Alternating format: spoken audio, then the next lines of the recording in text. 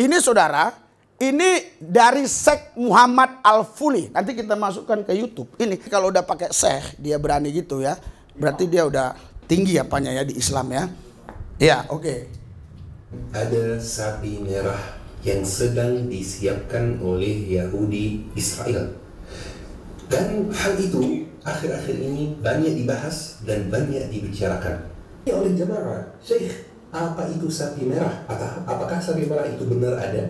Dan jawabannya teman-teman, sapi merah itu benar-benar ada teman-teman. Itu bukan cerita fiksi misalnya. Dan menurut saya, ini awal mula kehancuran teman-teman. Yang pertama adalah Mesias atau Masayah gitu ya. Istilah yang kedua adalah Haikal Sulaiman atau mungkin di keyakinan lain ya, Bait Salomo itu, Haikal Sulaiman. Kita perlu memahami dua istilah ini dulu teman-teman. Bahwa Mesias itu benar ada, tetapi akan datang di akhir zaman untuk mengumpulkan dan menyatukan seluruh umat Yahudi yang ada di dunia. Dan umat Yahudi akan dipimpin oleh Mesias itu untuk menjadi rajanya dunia dan menguasai seluruh dunia, menjajah seluruh dunia. Kemudian kiamat, kemudian dunia ini berakhir. Haleluya.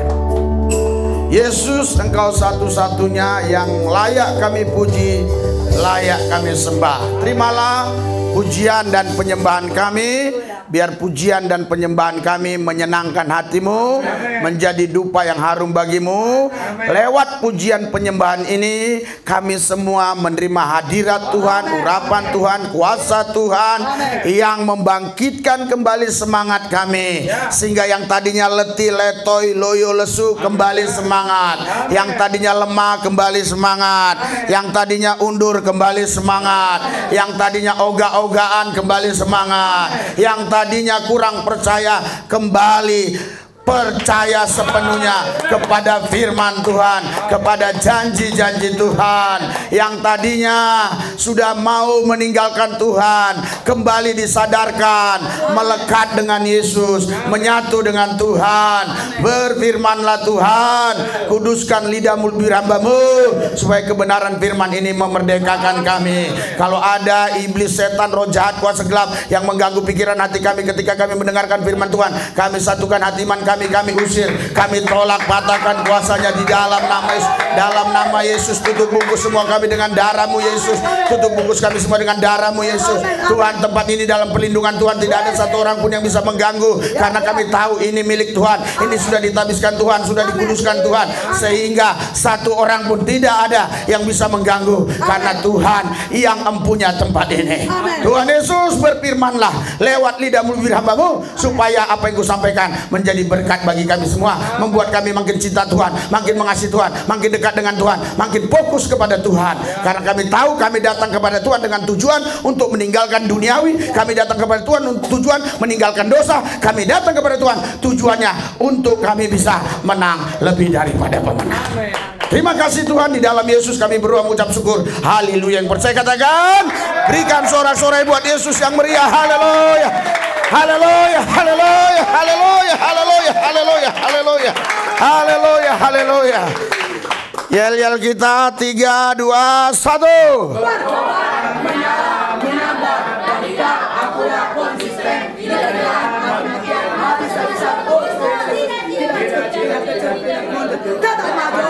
Maju bersama Yesus, dipiara, dijagai, dilindungi. Bersama Yesus kita lakukan perkara-perkara besar. Di dalam Yesus kita cakap menanggung segala perkara, karena tidak ada yang mustahil bagi orang percaya. Haleluya, haleluya, haleluya, haleluya.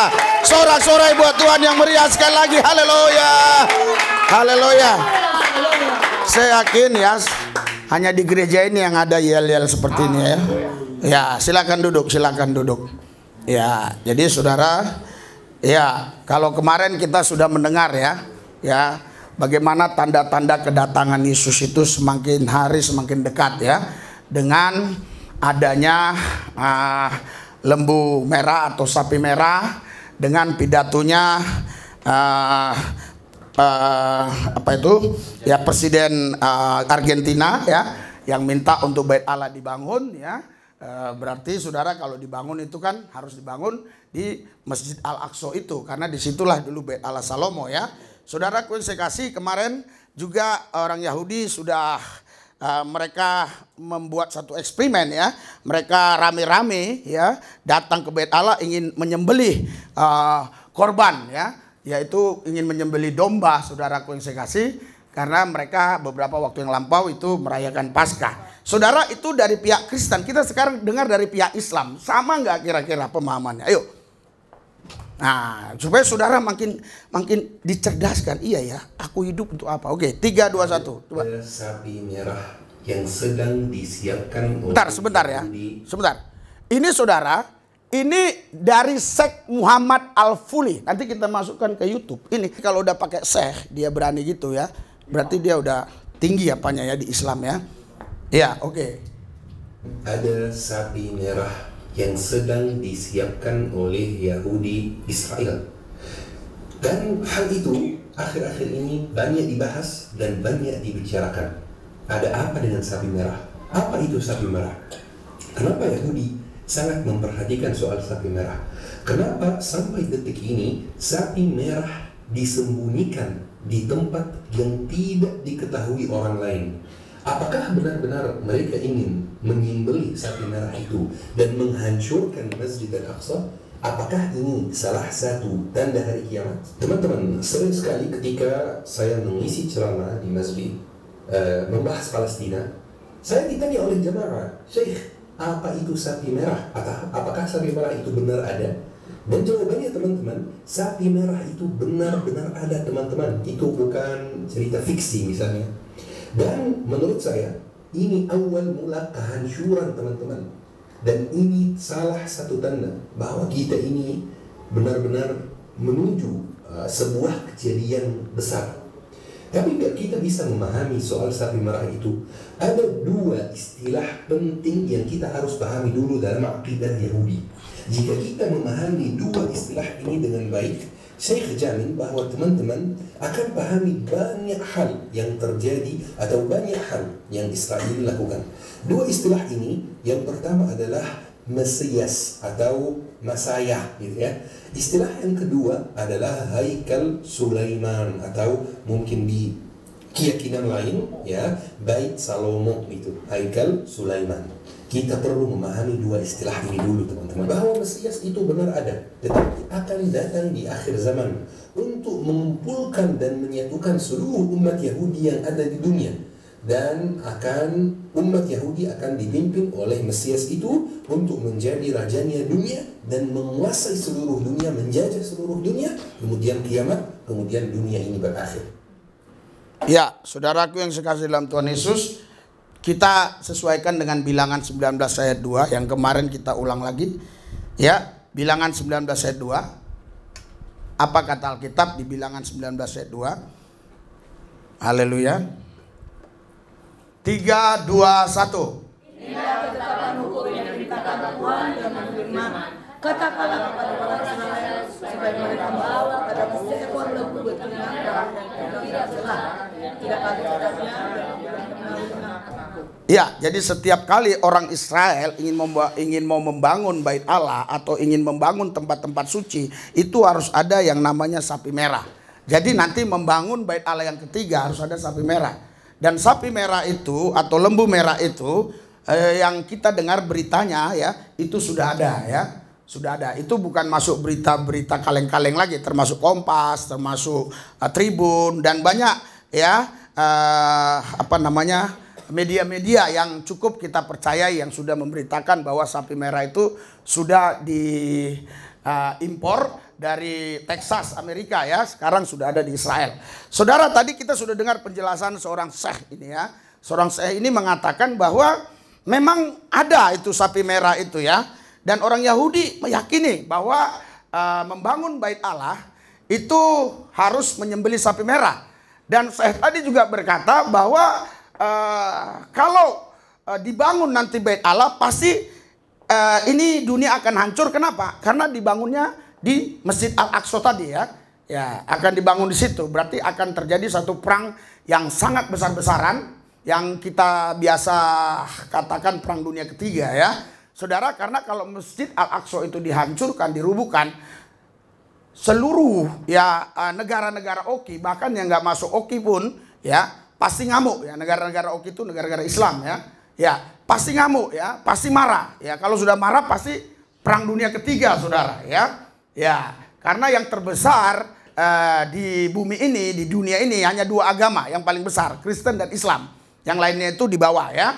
Jadi yang Kristen nomor 1, yang 2 nomor Islam. Nomor 2. Yang nomor Kristen 1, Islam nomor 2 ya. Jadi saudaraku yang saya kasih dalam Tuhan Yesus, makanya saudara kita harus betul-betul siap menyongsong kedatangan Tuhan yang kedua kali. Yang percaya katakan amin. Jadi tidak ada lagi waktu untuk kita bermain-main.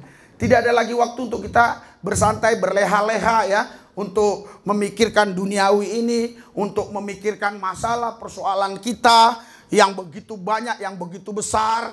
Kesulitan-kesulitan yang kita hadapi. Kita nggak lagi berpikir seperti itu. Kita mulai berubah cara berpikirnya. Bagaimana kita berkenan di hati Tuhan. Bagaimana ketika Tuhan datang, kita bisa menyongsong dia. Berikan sorak-sorai buat Tuhan Yesus. Haleluya. Haleluya. Saudara, kalau Alkitab mengatakan bahwa ya Yesus pasti akan datang yang kedua kali, artinya pasti dia datang yang kedua kali. Dia nggak mungkin nggak datang. Haleluya. Haleluya. Bahkan saudara nanti kita akan baca ayat-ayatnya, kita kaget saudara ya. Ya saudaraku yang saya kasih, orang-orang di zaman sekarang itu mengikuti orang-orang zaman dulu. Dari zaman dulu sudah ada orang-orang seperti itu. Kita baca di dalam 2 Petrus ya, pasal 3 ayat yang 1, 2, 3, 4, 5 ya. 3, 2, 1. Saudara-saudara yang kasih, inilah sebuah suara yang kuat yang bersamamu di dalam surat itu untuk menghidupkan pengertianmu oleh peringatan. Terus Supaya kamu mengingat akan perkataan yang dahulu telah diucapkan oleh nabi-nabi kudus dan mengingat akan perintah Tuhan dan juru selamat yang telah disampaikan oleh rasul-rasul. saudara sebentar ya. Sebentar, Paulus ya menuliskan suratannya yang kedua kali ya dalam surat 2 Petrus. Berarti dia pernah juga mengirimkan surat yang kira-kira hampir sama ya artinya. Jadi diulanginya lagi. Diulanginya di sini ditegaskannya. Aku ucapkan ini kedua kali dan kamu harus mengingat apa yang nabi-nabi katakan. Jadi nabi-nabi itu sudah bernubuat tentang kedatangan Tuhan Yesus yang kedua kali. Ya, nabi-nabi itu sudah bernubuat. Paulus tadinya ini dia orang Yahudi, nggak mungkin bisa berubah nggak jadi orang Yahudi. Dia orang Yahudi, tapi tadinya dia ini Farisi, tadinya ahli Taurat, ya, tadinya dia juga golongan bangsawan yang sangat dihormati, dihargai, tapi karena perjumpaannya dengan Yesus, ya, dia tinggalkan itu semua. Artinya dia bisa memahami apa yang di perjanjian lama itu karena dia sudah percaya Yesus. Kalau dia nggak percaya Yesus, dia nggak akan paham apa yang ditulis oleh apa yang ditulis di perjanjian lama. Dia nggak mungkin bisa paham, nggak bisa paham. Karena apa? Alkitab berkata mereka dibutakan oleh ilah-ilah zaman sehingga mereka tidak bisa memahami itu. Alkitab bilang hanya Kristus yang bisa mengungkapkan. Ya, jadi saudara, nabi-nabi sudah bernubuat, tapi orang Israel tidak ngerti, tidak paham. Dan Rasul Paulus pun sebelum dia mengenal Yesus, dia tidak paham. Tapi setelah dia mengenal Yesus, dia bisa paham, dia bisa mengerti. Haleluya. Haleluya. Iya, saudaraku yang saya kasih, makanya kita baca seterusnya. 3, 2, 1 ya. Yang utama harus kamu ketahui ialah bahwa pada hari-hari zaman akhir akan tampil pengejek-pengejek dengan ejekan-ejekannya, yaitu orang-orang yang hidup menuruti hawa nafsu. Iya, saudara, semua ya yang berasal dari orang Israel termasuk Paulus, Petrus, dia paham ya. Dia paham tentang kedatangan Tuhan yang kedua kali.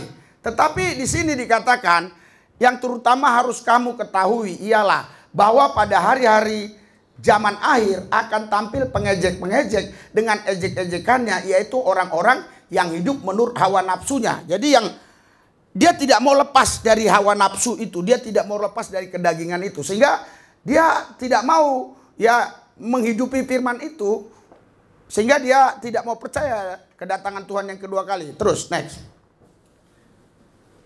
Kata mereka, di manakah janji tentang kedatangannya itu? Sebab sejak bapak-bapak leluhur kita meninggal, segala sesuatu tetap seperti semula pada waktu dunia diciptakan. Iya, jadi saudara, bukan hanya zaman sekarang, pada zaman Petrus pun sudah banyak orang yang berkata, ya, mana janji Tuhan? Katanya mau datang kedua kali, ya. Katanya dia akan datang nanti menghakimi orang yang tidak percaya, akan membawa orang-orang percaya ke dalam kerajaannya. Mereka-mereka ini ngejek-ngejek orang yang ikut Tuhan, yang percaya firman, ya. Terus 3, 2, 1. Mereka sengaja tidak mau tahu bahwa oleh firman Allah langit telah ada sejak dahulu, dan juga bumi yang berasal dari air dan oleh air. Oke, terus. Dan bahwa oleh air itu bumi yang dahulu telah binasa dimusnahkan oleh air bah. Terus. Tetapi oleh firman itu juga langit dan bumi yang sekarang terpelihara dari api dan nisifan untuk hari penghakiman dan kebinasan orang-orang fasik. Terus. Akan tetapi, saudara-saudaraku yang kekasih, yang satu ini tidak boleh kamu lupakan, yaitu bahwa di hadapan Tuhan satu hari sama seperti 1000 tahun, dan 1000 tahun sama seperti satu hari. Saudara, ya, ayat-ayat ini ditulis itu kira-kira tahun di atas 60 Masehi, tapi di bawah 100 Masehi, ya, 70 Masehi, ya. Jadi kalau dihitung ke sekarang memang sekitar hampir ya 2000 tahunan, ya, atau sudah 2000 tahun, ya, 2000 tahun kurang, ya. Ya, 2000 tahun ini tahun 2024. Harusnya tahun 2020, tahun 2070. Ya, kan ini tahun 70. Sekitar tahun 70-an. Berarti kalau 2070 berarti 2000 tahun, ya. Jadi saudara, bagi Tuhan itu satu hari bagi Tuhan 1000 tahun bagi manusia. Artinya begini, perhitungan Tuhan itu dengan perhitungan manusia beda, ya. Itu yang lebih gampang dijelaskan. Tapi di sini jelas secara detail dikatakan bahwa satu hari bagi Tuhan itu 1000 tahun bagi kalian. Jadi kalian jangan ngejek-ngejek gitu loh. Ya, sekarang juga belum sampai tahun 2070. Ini masih 2024, ya. Jadi saudara, terus kita baca, ya. 3, 2, 1.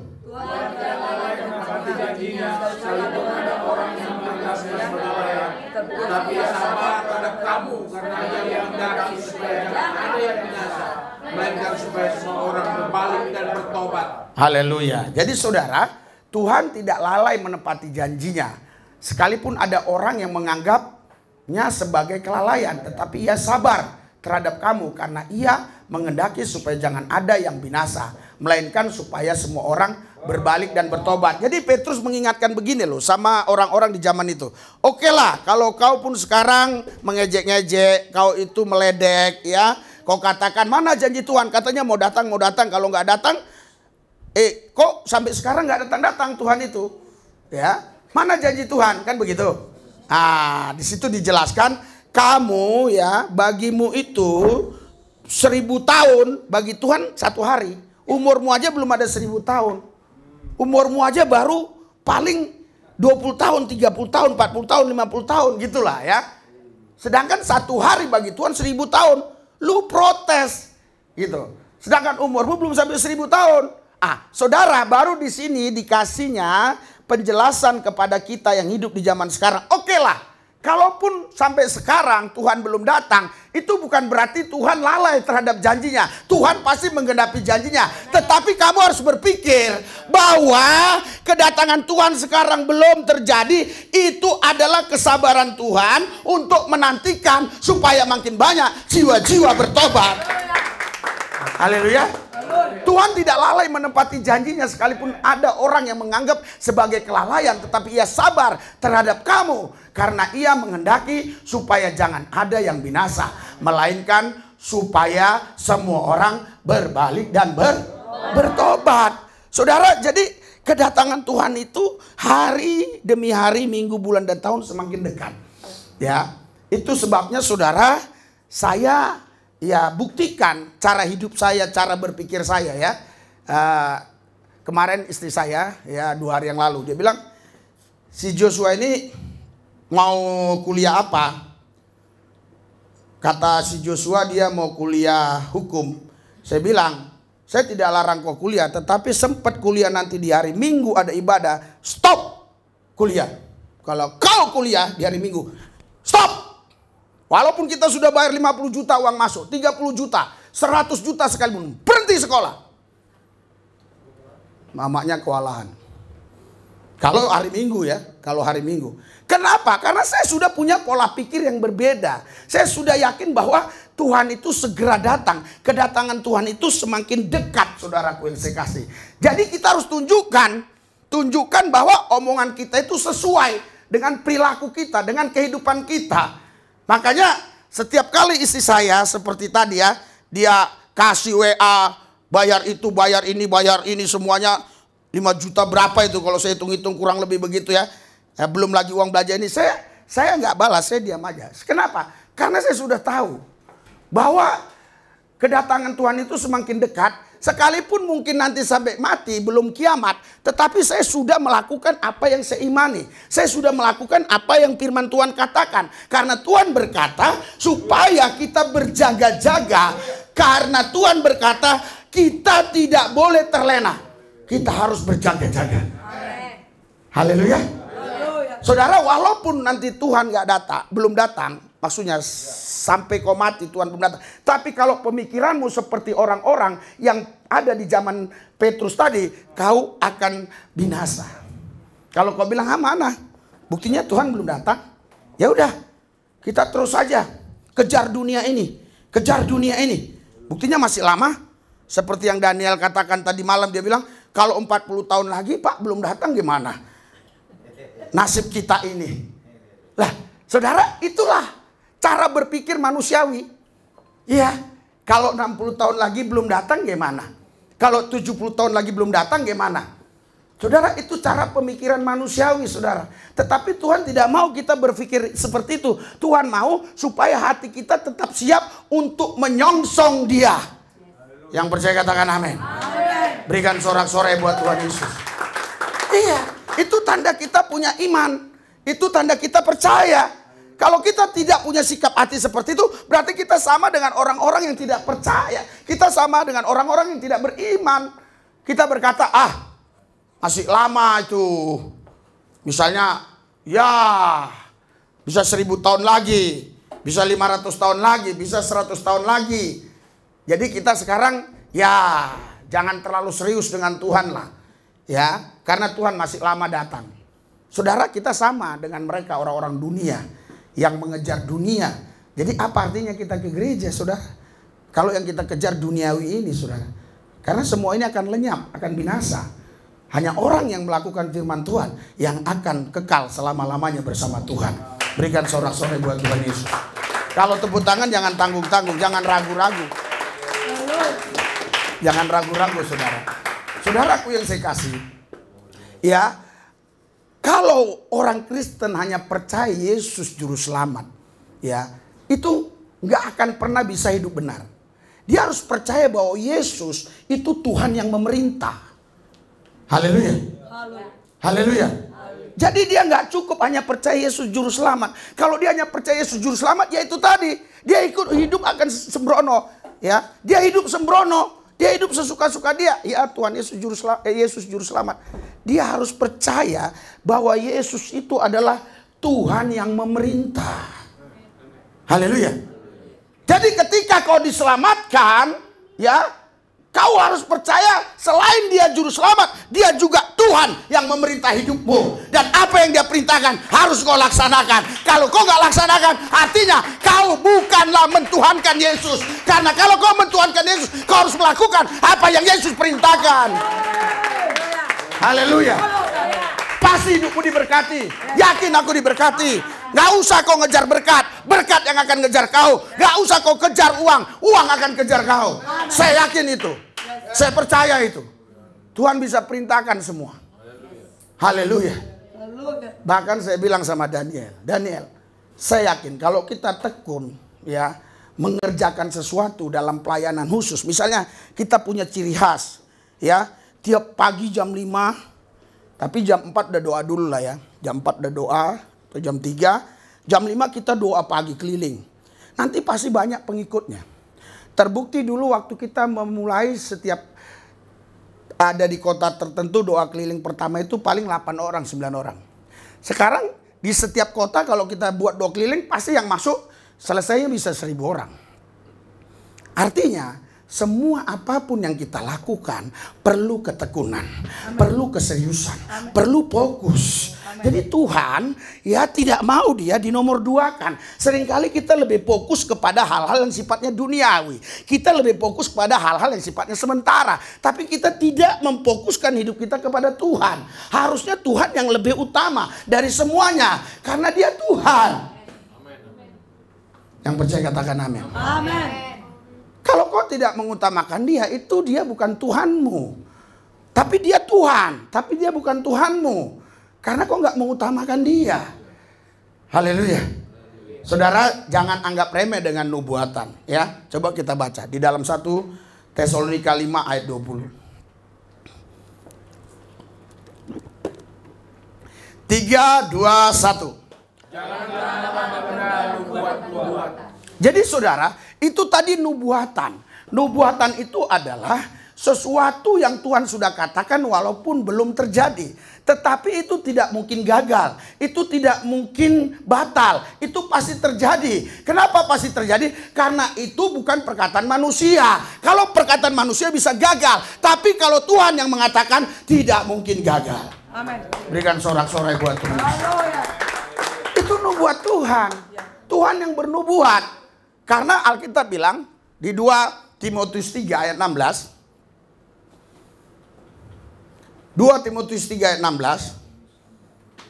3, 2, 1.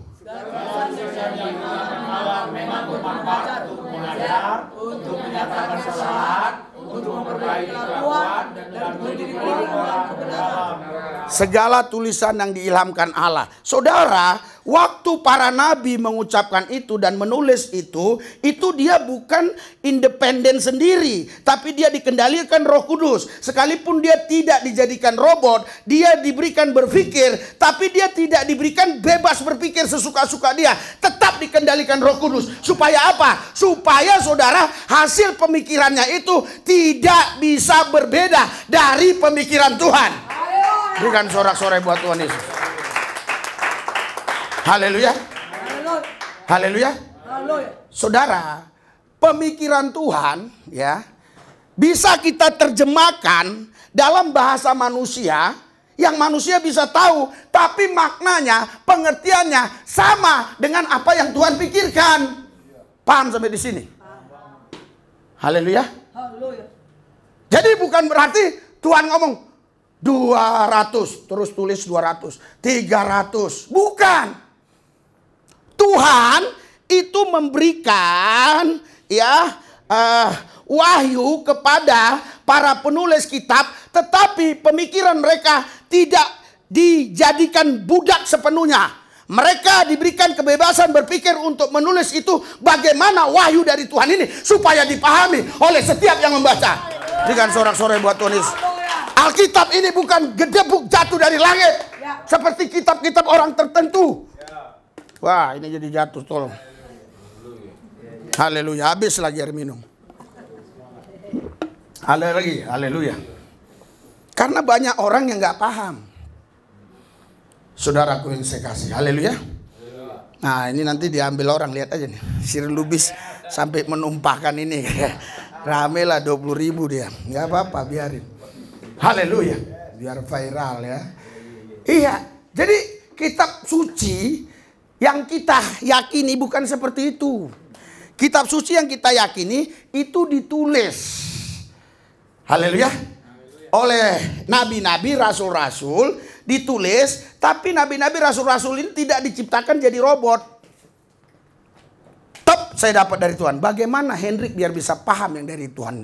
Kalau saya tulis letterlek yang dari Tuhan, manusia nggak tahu. Itu sebabnya harus saya tulis supaya manusia tahu. Haleluya.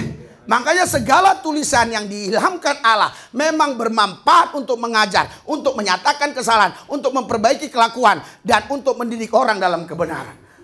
Saudara, itu sebabnya Alkitab diterjemahkan ke semua bahasa, hampir semua bahasa. Ya, kenapa? Supaya orang tahu. Ya kan? Haleluya. Bahkan nanti kalau ini diterjemahkan asli ke bahasa Medan, nggak ada lagi sembunyi di sini. Katanya berondok. Ketika itu musuh-musuh Israel berondoklah di gua-gua. Nggak apa-apa.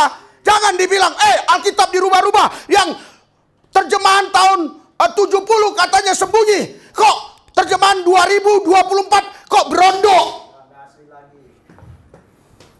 Itu orang goblok. Orang goblok.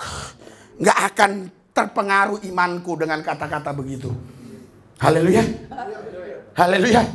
Itu hanya orang-orang bodoh yang mengkritik secara begitu ya. Nggak ada, saudara. Haleluya. Ya, jadi saudaraku yang biar kita paham ya. Jadi semua tadi itu adalah nubuatan. Haleluya. Dan Yesus pun selalu membicarakan sesuatu lewat nubuatan. Contohnya di Markus 7 ayat 9. Dia berkata nubuatan. Markus 7 ayat 6. Mulai Markus 7 ayat 6. Dia pakai nubuatan. 3, 2, 1.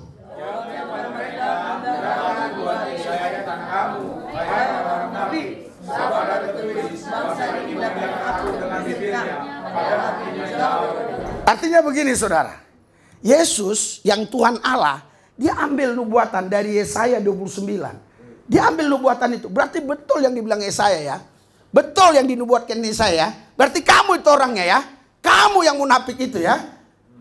Saudara, sama nggak? Yesaya 29 ayat 13. Yesus ambil ayat ini. Ambil nubuatan itu. Jadi sebelum Yesus ngomong begini, itu sudah dikatakan oleh Yesaya. 3, 2, 1. Dan Tuhan telah berfirman, oleh karena bangsa ini datang mendekat dunia dan mendapat aku dan dunia, padahal hatinya jauh daripada dan ibadahnya kepadaku hanya manusia. Oke, kita baca tadi Markus 7 ayat 6 sampai 7 sama. Ya. 3, 2, 1 ayat yang ketujuhnya saja langsung. 3, 2, 1. Percuma? Jadi saudaraku yang saya kasih tadi dibuat tadi Yesaya 29 ayat 13 itu satu ayat. Di sini dijadikan berapa ayat? 2 ayat ya. Jadi satu ayat tadi jadi 2 ayat. Percuma mereka beribadah kepadaku. Nanti saudara pihak-pihak dari seberang bilang lagi, itulah tadi kan satu ayat, kok jadi 2 ayat? Memang goblok-goblok betul ya manusia ini ya. Percuma mereka beribadah kepadaku. Sedangkan ajaran yang mereka ajarkan ialah perintah manusia. Jadi saudaraku yang saya kasih, Yesus itu Tuhan Allah. Dia benar-benar Tuhan yang maha kuasa. Tapi dia juga menghargai nubuat-nubuat. Harusnya dia ngomong sendiri aja. Hei, percuma kau beribadah kepada Tuhan, tapi hatimu jauh dari Tuhan. Hanya mulutmu yang memuliakan Tuhan. Hatimu jauh dari Tuhan. Harusnya Yesus ngomong gitu saja. Kenapa dia harus kutip kitab Yesaya? Saudara, supaya semua orang percaya tahu bahwa nubuatan-nubuatan ini harus digenapi. Haleluya. Haleluya. Dan Wahyu bilang, Wahyu 22. Haleluya. Wahyu 1 ayat 3 dulu. Wahyu 1 ayat 3. Oke, sebelum Wahyu 1 ayat 3, Wahyu 19 ayat 10. Coba. Biar berderet dia ya. 3, 2, 1. Maka tersebutlah aku di tempatnya untuk menyembah dia. Tetapi dia berkata kepadaku, janganlah berbuat demikian. Aku adalah hamba sama dengan engkau dan saudara-saudaramu yang menyaksikan diri. Sembah Allah dan saksikan diri kepada roh. Iya, jadi kesaksian itu adalah roh nubuat. Jadi kesaksian saudaraku yang dikasih dalam Tuhan Yesus itu di Alkitab itu semua nubuatan itu semua harus digenapi. Karena nubuatan itu bukan datang dari manusia. Itu Tuhan sendiri yang mengatakan kepada penulisnya. Ya, contoh kita baca di dalam Wahyu 22 ayat 7. 3, 2, 1. Sesungguhnya aku telah segera bagi orang yang menuruti perkataan nubuat kata. Iya, jadi saudaraku yang saya kasih, semua kitab-kitab di Wahyu ya, dan di Yesaya dan di kitab Yeremia, semuanya itu rata-rata itu adalah kitab-kitab nubuat. Artinya belum digenapi. Ya. Sekaranglah kitab-kitab itu semuanya digenapi satu persatu. Salah satunya yang sedang digenapi saudaraku yang saya kasih itu adalah lembu merah. Ya, digenapi di mana sekarang ya, mereka sangat gencar sekali ingin bangun bait Allah yang ketiga. Ya. Kalau bait Allah yang ketiga dibangun itu harus dibangun di Masjid Al-Aqsa. Saya live selalu bilang begini, di masjid itu harus dirubuhkan. Haleluya. Itu fakta sejarah. Nggak bisa bilang, oh ini hoax, tangkap si Lubis, ini penista. Nggak bisa, itu fakta sejarah.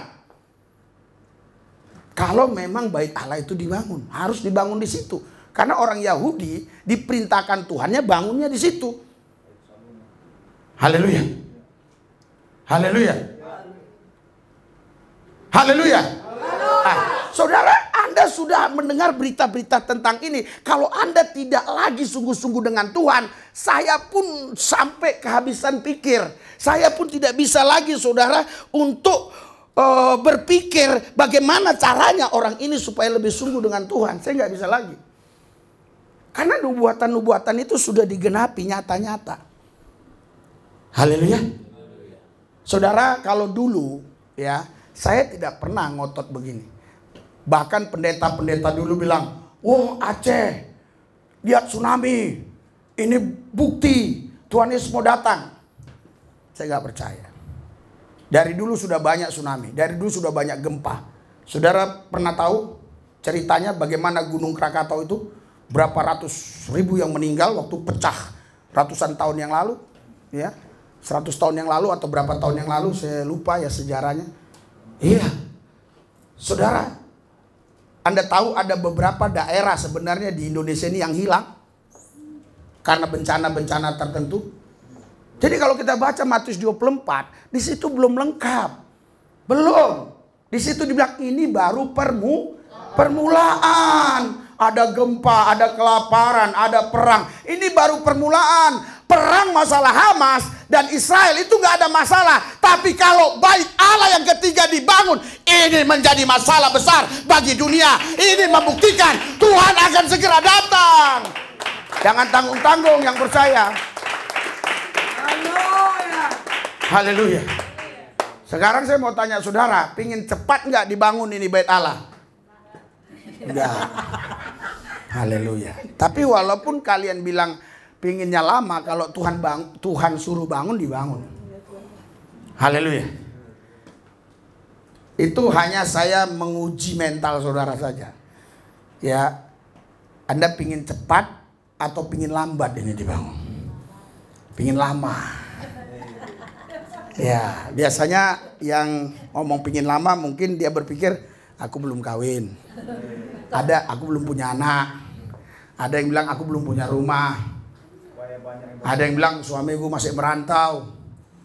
Ya, dan segala macam.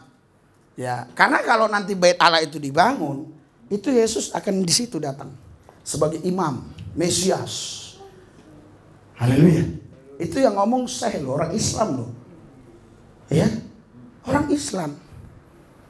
Haleluya. Akan datang Mesias itu. Jadi saudaraku yang saya kasih, ini nubuatan, betul nubuatan. Tapi nubuatan ini pasti terjadi, pasti digenapi. Haleluya. Makanya kalau kita baca terus ayat 20-nya sampai 21. 3, 2, 1. Ya. Oh, 2 Petrus 1 ayat 20 sampai 21. Ya. 2 Petrus 1. 3, 2, 1. Yang terutama harus diketahui ialah bahwa pembunuhan domba dalam kitab suci tidak boleh ditafsirkan menurut kehendak sendiri. Terus. Sebab tidak pernah dibiasakan oleh kehendak manusia, tetapi oleh dorongan Roh Kudus orang-orang berbicara secara Allah. Iya, jadi kenapa dia tidak boleh ditafsirkan menurut kehendak sendiri? Karena penulisnya itu diurapi Roh Kudus, didorong Roh Kudus untuk berbicara. Berbicaranya pada waktu itu ditulis di dalam Alkitab. Kalau dia bicara nggak ditulis, kita nggak bisa tahu sampai hari ini. Karena omongan dia ditulis, makanya kita bisa baca bahwa Yesus akan datang yang kedua kali. Tahu dari mana kita? Bukan tahu dari para nabi zaman dulu, bukan tahu dari para rasul zaman dulu. Kita tahunya dari kitab suci. Amen. Berikan sorak-sorai buat Tuhan Yesus. Karena ditulis. Sebab tidak pernah nubuat dihasilkan oleh kehendak manusia, tetapi oleh dorongan Roh Kudus orang-orang berbicara atas nama Allah. Sekarang mereka waktu itu nabi rasul berbicara atas nama Tuhan. Kenapa kita bisa tahu? Kenapa kita bisa tahu? Kan sudah berapa ribu tahun yang lalu mereka. Karena ditulis. Haleluya. Jadi saudara, kitab suci kita ini siap diuji. Ini tidak mungkin bisa berbeda teologis dengan historis. Beda dengan kitab-kitab yang lain. Setelah diuji, walaupun katanya tidak ada kontradiksi, tetapi ketika diuji tidak bisa membuktikan bahwa historis sesuai dengan teologis. Kalau kita bisa. Haleluya. Benar ada seorang Yesus yang datang? Ada. Cek. Kelahirannya semuanya ada. Historinya ada, sesuai dengan teologis. Benarkah ada penyalipan pada waktu itu? Benar, sampai sekarang ada. Haleluya. Kalau Yesus tidak disalib, Yesus diangkat di Rafa, nggak mungkin saudaraku yang saya kasih. Sampai sekarang Golgota itu dipelihara oleh orang Yahudi. Orang Yahudi tahu bahwa itu sebuah peristiwa yang besar yang harus mereka kenang. Bahwa ada seorang yang namanya Yesus dari Galilea yang melakukan banyak mujizat. Bahkan di suratan siapa namanya ini? Ini terpisah dari kitab suci. Pontius Pilatus. Dia punya buku yang sudah ditemukan oleh para arkeolog, para teolog. Dia punya buku tulisan sendiri. Dia menceritakan tentang apa yang diperbuat Yesus. Mujizat-mujizat yang diperbuat Yesus. Bukan di kitab ini. Haleluya. Dia sendiri menulis. Ya, dia sendiri menulis tentang apa yang diperbuat Yesus. Padahal Pontius Pilatus tidak percaya Yesus. Saudara, pada zaman itu ya, Pontius Pilatus itu dia adalah gubernur, kepala pemerintahan. Dia itu saudara membuat satu regulasi undang-undang. Setiap orang yang berkumpul itu harus ada izin. Harus ada izin. Izin berkumpul. Makanya Pontius Pilatus pernah mengutus intel-intelnya untuk mengikuti jejak Yesus. Kenapa? Karena setiap Yesus hadir banyak orang berkumpul. Ikuti apa yang diajarkan. Ketika intelnya datang di situ nyamar. Besok lagi datang nyamar. Di 5 ketel roti 2 ekor ikan, jangan-jangan ada intelnya di situ. Yang dibagi 5.000 orang sisa 12 bakul. Belum lagi perempuan, belum lagi anak-anak. Jangan-jangan ada di situ. Intelnya datang. Nyamar. Lapor dia sama Pontius Pilatus. Komandan, apa? Dia tidak ada, dia tidak mengajarkan melawan pemerintah. Oh gitu? Iya. Biarkan dia. Makanya Pontius Pilatus tahu siapa Yesus. Haleluya. Haleluya. Yang membuat Pontius Pilatus yakin betul bahwa Yesus tidak melawan pemerintahannya. Waktu itu dia dicobai oleh orang-orang Yahudi. Dia bilang, apakah kita harus bayar pajak kepada Kaisar? Apa katanya Yesus? Lihat di koin mata uangmu itu. Gambar siapa? Apakah ada gambar Yahweh, gambar Allah di situ? Allah? Nggak ada. Gambar siapa? Gambar Kaisar. Beri bagian untuk Kaisar, beri bagian untuk Tuhan. Berikan sorak-sorai buat Tuhan. Saudara, Yesus tahu bahwa dia sedang dicobai. Yesus tahu Walaupun di situ tidak ada FB, tidak ada handphone, tidak ada rekaman, recording. Tapi Yesus tahu bahwa ini ucapan dia nanti jadi laporan. Haleluya. Makanya dalam buku Pilatus, dia katakan bahwa Yesus adalah seorang teladan yang patut diteladani. Dan seseorang yang diurapi, yang penuh kuasa. Padahal Pilatus tidak percaya. Itu sebabnya Pilatus pada waktu itu ingin menyelamatkan Yesus. Tetapi dia tidak berdaya. Karena desakan masyarakat yang begitu banyak. Haleluya. Haleluya. Jadi jangan saudara pikir sekarang aja ada izin keramaian. Jadi kalau mau demo dulu juga harus ada izin. Haleluya. Iya.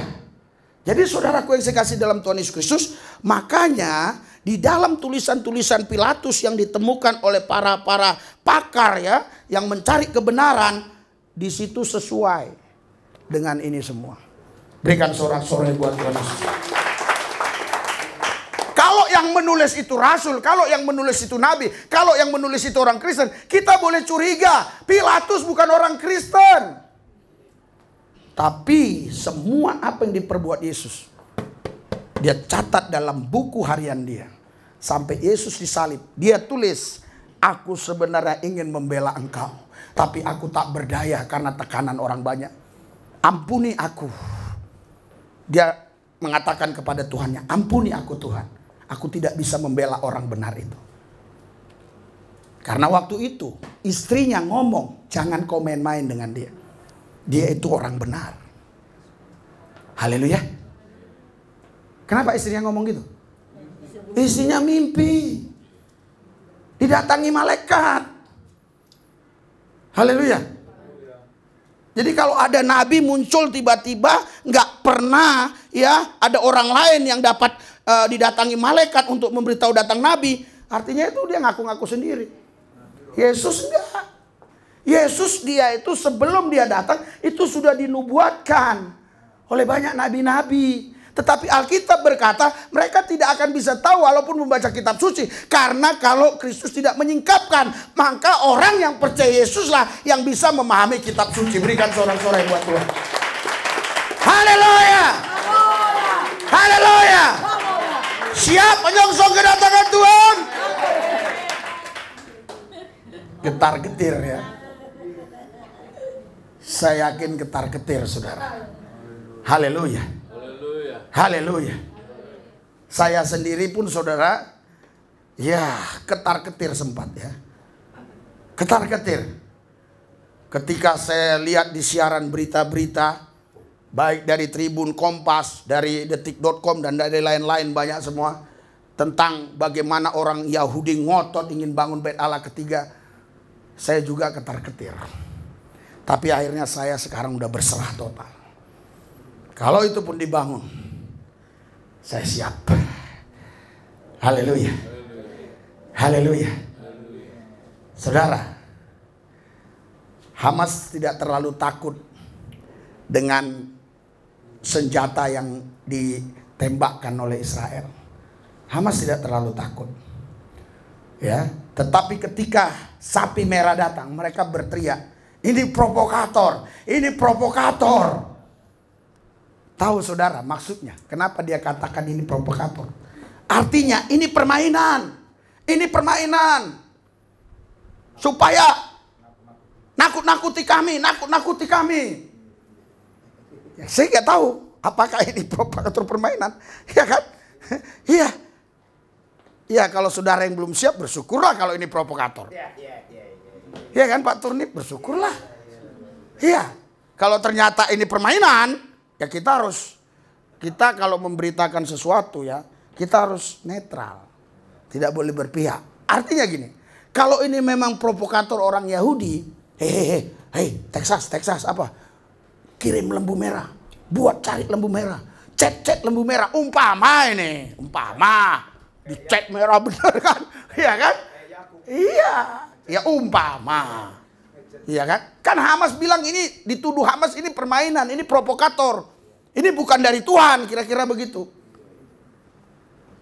Tapi kalaupun saudara, tapi saya yakin betul tidak mungkin rabi-rabi Yahudi berdusta seperti itu ya. Saya percaya tidak mungkin. Iya, saya yakin tidak mungkin. Saudara,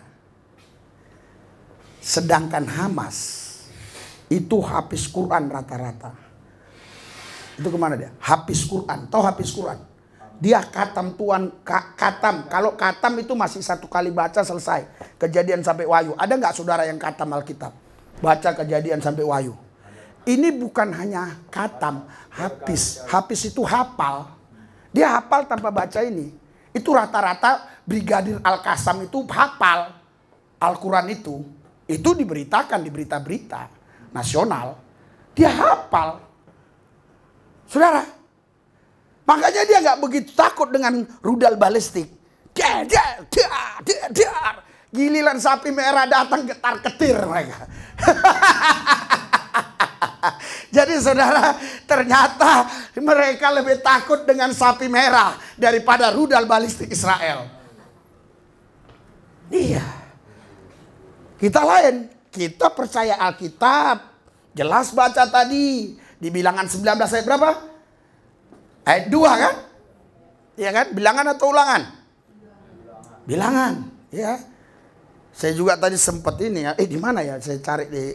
Nah, itulah enaknya zaman sekarang ya. Jadi saudaraku saya kasih. Kita orang Kristen masih banyak yang sepele. Sapi merah. Apa itu sapi merah? Oh, ya kan? Tapi giliran ada letusan pistol, ketakutan. Gempa dikit ketakutan. Hamas gak takut. Lihat tuh di jalur Gaza. Itu serangan Israel ditonton. Ditonton masyarakat. Aku ngeri loh lihatnya. Buar mereka ketawa-ketawa lihat. Udah jatuh di sana, rubuh satu gedung. Mereka lari lagi ke sana. Mereka lari. Ada yang sambil ketawa. Aduh. Tapi giliran sapi merah sembunyi semua. Coba saudara, kalau Anda lihat rudal, lari gak? Tapi kalau dengar datang sapi merah gimana? Biasa aja. Haleluya. Biasa aja, ada dua hal kemungkinan. Karena tidak percaya, atau karena Anda sudah siap. Makanya datang sapi merah aman aja. Udah siap gue. Bangun-bangunlah itu bait Allah. Ribut-ributlah ribut-ributlah kalian. Perang dunia ketiga lah. Yang penting gua udah di dalam Yesus ini kok. Apa gua pikirin gua gak bakal takut. Bisa. Jadi ada beberapa kemungkinan. Ya, ada juga yang dia datang sapi merah tenang-tenang aja. Kok tenang-tenang lu ada sapi merah? Memang kenapa sapi merah? Saya yakin saudara tidak semua di gereja diajarkan seperti ini. Haleluya. Supaya saudara bisa bertanding di luar sana. Kalau cerita-cerita tentang akhir zaman, cerita-cerita disesuaikan dengan fakta-fakta. Bukan hayalan-hayalan. Ada gempa mau kiamat. Ada perang mau kiamat. Di bagian sana ada kelaparan mau kiamat. Enggak. Bukan begitu. Haleluya. Ini real, logik, bisa saya terangkan secara logik. Ketika Bait Allah dibangun, harus Masjid Al-Aqsa dihancurkan, dibangun di situ. Marah nggak itu negara-negara Oki? Marah. Kita malah tidak punya negara Kristen. Mereka punya negara Oki, negara Islam. Oki namanya. Kumpulan-kumpulan negara Islam. Di dunia ini tidak ada satupun negara Kristen. Kalau Paus, kalau dikatakan negara, oke lah. Cuma satu itulah. Ya, karena Paus itu termasuk juga kepala pemerintahan dia. Ya, Rom ya. Jadi, saudara, tidak ada perkumpulan negara-negara Kristen, nggak ada. Tapi kalau Islam ada. Perkumpulan negara-negara Islam namanya Oki. Ya, pasti marah. Indonesia pun marah. Saya yakin Indonesia marah. Haleluya. Marah pasti. Jangankan saudara Masjid Al-Aqsa dibongkar, kau kibarkan aja bendera Palestina depan rumahmu, pasti kau dikeroyok rame-rame. Israel. Iya, kau kibarkan aja bendera Israel di depan rumahmu, dikeroyok kau, dilempari batu. Ya, apalagi Masjid Al-Aqsa. Saudara, saudaraku yang saya kasih, kita tidak bisa melawan kehendak Tuhan. Kita tidak bisa memprotes Tuhan. Kok harus seperti ini Tuhan? Jangan seperti inilah kedatanganmu, aman-aman sajalah, damai-damai saja, tenang-tenang saja. Nggak bisa. Karena perang Armageddon itu harus terjadi. Perang dunia ketiga itu harus terjadi. Kita harus siap. Haleluya. Haleluya. Berat ya. Berat di sini khotbahnya ya. Wow, mau cari yang ringan ya. Carilah yang ringan ya. Berat di sini. Karena saudara, kita harus mempersiapkan jemaat untuk menyongsong kedatangan Tuhan yang kedua kali. Ya. Jadi kalau kau sudah siap ini, besok ada masalah-masalah kecil, kau bilang, alah, gampang. Perang dunia ketiga aja gua akan hadapi, gua udah siap. Apalagi begini, cabai naik, alah, masih cabai naik. Beras naik, alah, bawang naik, alah. Perang dunia ketiga aja gua udah siap. Bayangkan saudara. Saudara tahu akibatnya nanti kalau terjadi perang dunia ketiga. Saudara tahu akibatnya? Akibatnya tahu. Hei, rumah sakit tempat kau kerja tutup. Tutup nih Randy, perusahaanmu tutup semua. Gak ada lagi.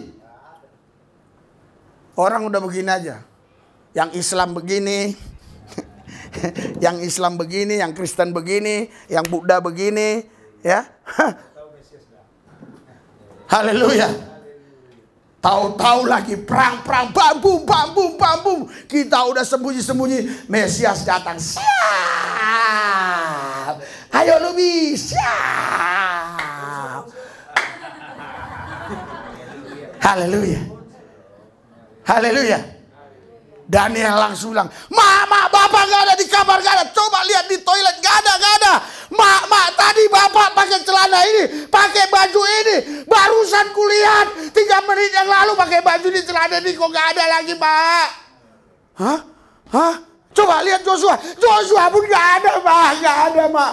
Loh, lihat juga si Sadang pun gak ada, Mak. Loh, kok kita masih berdua, Daniel? Waduh. Contoh. Kalau kau nggak percaya ini, kau nggak percaya Alkitab, kau nggak percaya firman, itu tercatat. Jangan main-main. Ya, di kitab suci manapun tidak ada Tuhannya datang kedua kali untuk menjemput orang-orang yang percaya Dia. Nggak ada. Coba lihat di kitab suci manapun. Nggak ada. Tapi Tuhan Yesus, Dia Allah yang setia. Haleluya. Alkitab mencatat. Di Kisah Rasul 1 ayat 8, 9, 10. Kenapa kau bengong-bengong lihat ke atas? Dia yang naik seperti itu akan datang kedua kali juga seperti itu. Menjemput kalian yang percaya. Nggak ada di kitab manapun, nggak ada. Carilah, nggak ada. Saya jamin nggak ada. Hanya di Alkitab yang ada cerita seperti itu. Saudara, kenapa saya ngotot nyampaikan ini?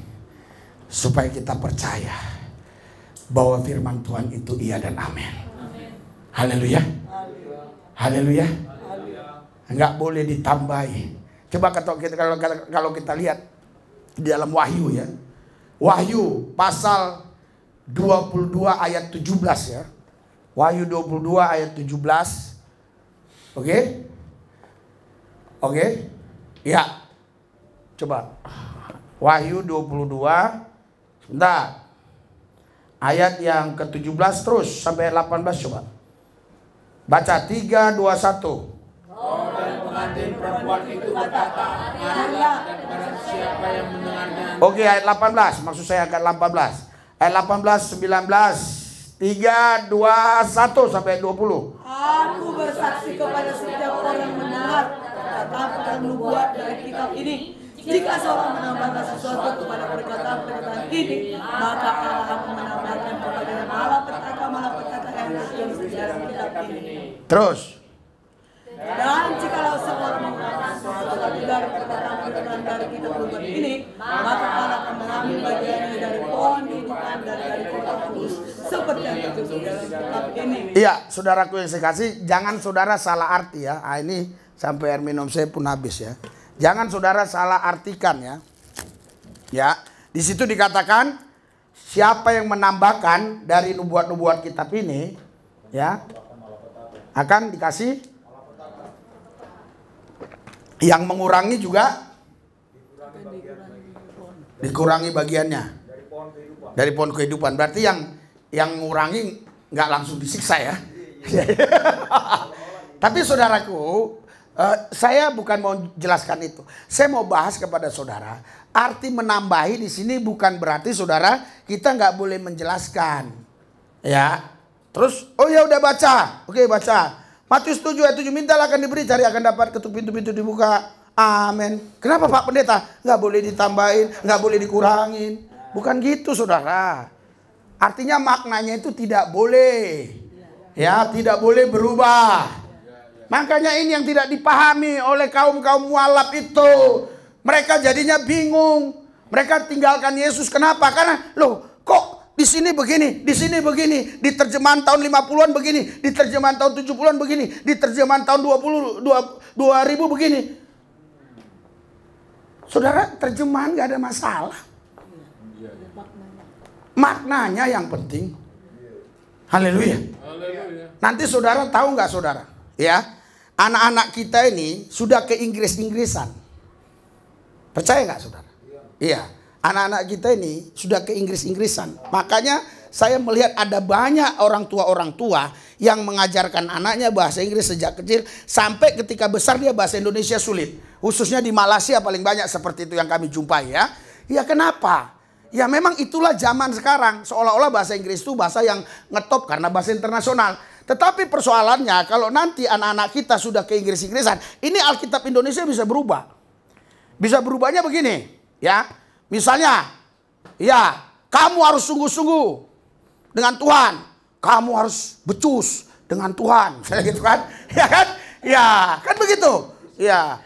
Terus kita harus teguh, kita harus konsisten. Nah, di situ itu nanti salah. Nggak salah, nggak ada masalah. Iya, hanya orang-orang yang memang on yang nggak paham. Haleluya. Kita yang paham mah dirubah-rubah juga kita, oh sama kok, sama artinya, maknanya. Tapi kalau dia berubah makna itu tidak boleh. Tidak boleh. Tidak boleh ditambahi satu huruf pun untuk berubah makna. Kau akan mendapat malapetaka. Haleluya. Haleluya. Oleh sebab itu saudaraku yang saya kasih dalam Tuhan Yesus, kedatangan Tuhan ini berita yang sangat serius bagi semua bangsa. Dan ini sekarang menjadi sorotan bagi semua bangsa. Khususnya saudara, bangsa-bangsa yang mengerti. Mungkin rakyat Indonesia yang di bawah-bawah tidak tahu.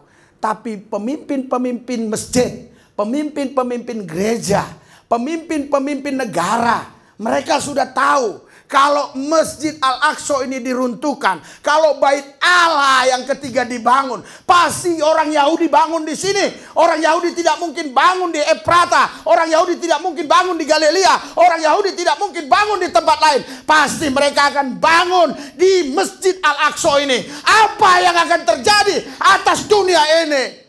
Ini yang ditakuti. Kalau masih perang-perang antara Rusia dan Ukraina, nggak ada masalah. Saudara lihat perang Ukraina Rusia viral nggak? Nggak viral, biasa-biasa aja sampai sekarang mereka perang. Tapi hanya Hamas dengan Israel ini viral. Kalau lu mulai buka Kompas, lu buka media-media, kalau udah sering buka itu, yang muncul di HP saudara itu semua. Hampir semua media pasti memberitakan itu. Kenapa Ukraina sama Rusia nggak terlalu digembar-gemborkan? Karena saudara tidak menjadi perhatian bangsa-bangsa. Tapi ketika ada masalah atas Israel, itu menjadi perhatian atas bangsa-bangsa. Karena Israel adalah pusatnya bumi ini. Saya merinding ngomong ini. Israel itu pusat bumi ini. Kenapa? Karena Yesus akan datang di sana. Semua orang-orang cerdas tahu. Tapi orang Kristen yang boal-boal, dia nggak tahu. Tapi orang yang bukan Kristen tapi cerdas, dia tahu. Dia tahu bukan karena kitab suci ini. Dia tahu fakta-fakta sejarah. Dia tahu. Haleluya. Haleluya. Saudara, selain Kejadian sampai Wahyu, ada lagi manuskrip-manuskrip yang tidak dikanonisasikan. Itu dipegang oleh Yahudi kuno. Sampai sekarang mereka pegang. Mereka berpatokan. Selain Kejadian sampai, bukan Kejadian ya. Ya, Kejadian sampai Maliaki maksud saya. Ya, Kejadian sampai Maliaki, mereka punya kitab-kitab yang tidak dikanonisasikan oleh kita. Saudaraku yang saya kasih, makanya itu dijadikan sejarah, ditaruh di museum. Dan orang-orang yang mau ke situ tentunya orang-orang yang punya izin resmi, boleh lihat. Jadi semua itu dijelaskan di sana. Jadi hanya orang Israel yang tahu benar secara detail bagaimana kiamat itu nanti. Di luar Israel tidak tahu. Kalau kita tahu, karena engkau dicangkokkan. Amen. Dia Israel rohani, dia Israel jasmani, kau jadi Israel rohani. Berikan sorak-sorai buat Tuhan Yesus. Mari kita the next level. Amen. Jangan terus berputar-putar dalam masalah. Jangan berputar-putar dalam persoalan. Mari kita mulai menyongsong Tuhan. Dia akan datang yang kedua kali. Haleluya. Haleluya. Kalau Tuhan Yesus nggak datang kedua kali, sia-sialah iman kita percaya kepada Dia. Berarti Dia bukan Sang Juru Selamat. Berarti Dia bukan Tuhan yang menggenapi janji. Dia yang berjanji, Dia yang genapi. Banyak manusia, Dia yang berjanji, Dia yang mengingkari. Dia yang berjanji, disuruh orang menggenapi. Tapi Tuhan tidak. Dia yang berjanji, Dia yang menggenapi. Karena itu mari siap bersedia, siap sedia menyongsong kedatangan Tuhan yang kedua kali. Berikan sorak-sorai buat Tuhan Yesus. Mari kita bangkit berdiri. Haleluya. Saya tahu ada di antara saudara yang letih mendengar khotbah ini, tapi ada yang serius. Yang letih karena kau pikir ini tidak terlalu penting. Ini tidak terlalu penting bagi saya. Yang penting duit masuk. Yang penting uang masuk. Yang penting sayur masuk. Yang penting cair. Saudara, itulah habit duniawi. Kau tidak ingin memahami kebenaran firman. Haleluya. Saudara, makanya saya bilang Yahweh itu Yesus. Makanya yang datang itu Yahweh, itu Yesus nanti yang datang. Nggak ada di Alkitab dikatakan Yahweh, yang datang Yesus, ya itulah Yahweh itu. Makanya banyak orang nggak percaya kalau Yahweh itu Yesus. Iya. Terus kalau Yahweh itu bukan Yesus, terus yang datang siapa dong? Yesus. Terus Yahweh di mana? Memang ini cara pikir-pikir yang aneh. Saudara, percayalah bahwa Yesus akan datang kedua kali. Amin. Ora basyaka marala basyaka papa. Kapanpun dia datang, kau harus siap. Kau harus siap. Kesiapan hatimu menyambut kedatangan dia yang kedua kali itu menjadi penilaian di mata Tuhan. Itu dinilai oleh Tuhan. Sangat dinilai oleh Tuhan. Makanya belakangan ini selalu sekali saya berpikir ya ngapainlah terlalu begini. Yang penting saya percaya saja Tuhan memelihara saya. Kenapa? Karena saya yakin ketika saya punya sikap hati siap menyongsong dia, maka berkat Tuhan pasti mengalir. Pasti berkat Tuhan disiapkan untuk saya. Saya tidak mungkin kekurangan. Karena saya sudah mempercayai firman-Nya. Kalau saya tidak mempercayai firman-Nya, berarti saya tak mungkin berhak untuk terima berkat Tuhan. Siapkan hatimu. Songsong dia. Songsong dia. Panggil Yesus. Aku siap menyongsong Engkau. Aku siap Tuhan. Bahkan saudaraku yang saya kasih, banyak orang-orang sebelum Yesus datang kedua kali, mereka sudah berhadapan langsung dengan Tuhan karena mereka mendahului kita. Contoh Papa Nurung dan contoh banyak lagi yang lain. Mereka lebih dulu dipanggil daripada kita. Tahukah saudara kapan saudara dipanggil Tuhan? Saya hanya bisa berdoa, minta panjang umur. Tapi saya tidak tahu kapan, tanggal berapa, bulan berapa, tahun berapa saya harus meninggalkan dunia ini. Artinya mati, wafat.